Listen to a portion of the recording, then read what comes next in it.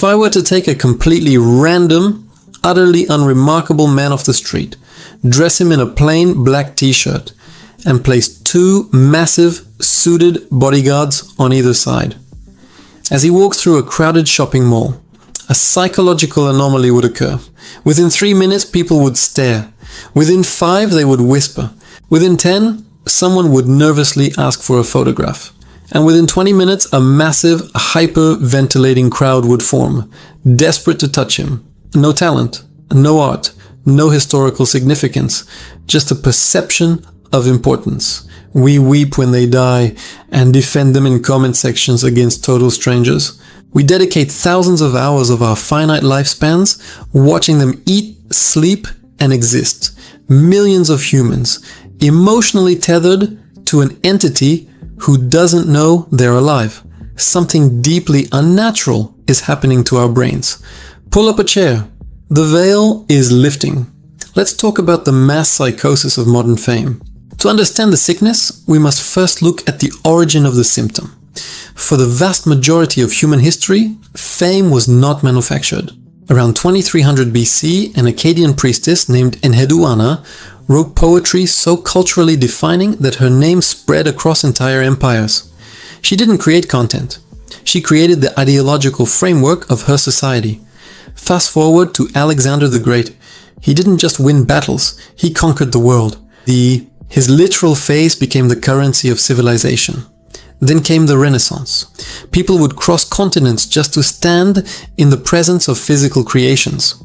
Fame, in its original iteration, was a receipt of merit. It was the societal reward for moving the human race forward.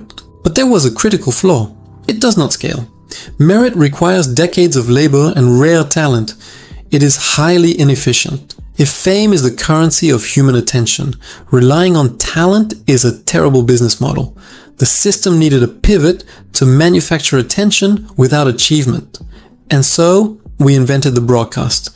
We shifted the requirements of fame from what you do to who you are. We introduced the concept of the aura. Michael Jackson weaponized the concept of mystique. He created an untouchable separation. When he stood still on stage, grown adults would literally faint.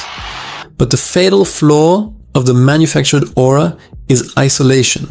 When you elevate a human to a deity, they become alienated from the reality of their worshippers. The pedestal becomes a prison. The market demanded a better solution. The barrier had to be annihilated. Social media broke the pedestal entirely.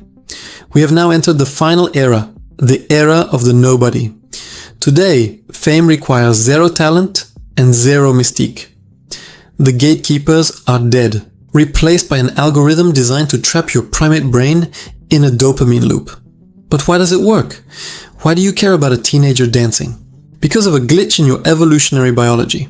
Your brain is still wired for the ancient tribe. It doesn't understand the difference between a screen and reality. When you watch a creator every day, when they speak to you from their unmade bed, your brain subconsciously categorizes them as a member of your tribe. This is the parasocial relationship. It is a one-sided psychological tether. You feel a connection to a person who has no idea you exist.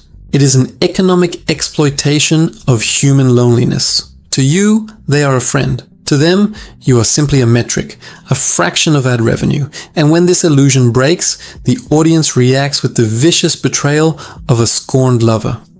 We mock influencers and blame the algorithm. But that is a comfortable lie. Fame is not something that happens to a person. Fame is something we do to them. The algorithm reflects our desires. Back to our experiment. The man in the mall. He became famous because the crowd assumed everyone else thought he was famous. It is a fiat currency. It is backed by absolutely nothing except our collective agreement. We manufacture celebrities because we are starving for shared cultural monoliths. The influencer with zero talent isn't the punchline. We are. They are just the empty vessel we decided to pour our excess attention into. Next time you see a face across millions of screens, do not ask what they did to deserve it. Ask what void inside of us required them to exist. Look at your own digital diet. Who is a celebrity you respect for merit? And who is someone you follow for absolutely no reason at all? Drop your answers in the comments. Let's see who is brave enough to admit they are trapped in the matrix. Until next time, keep the veil lifted.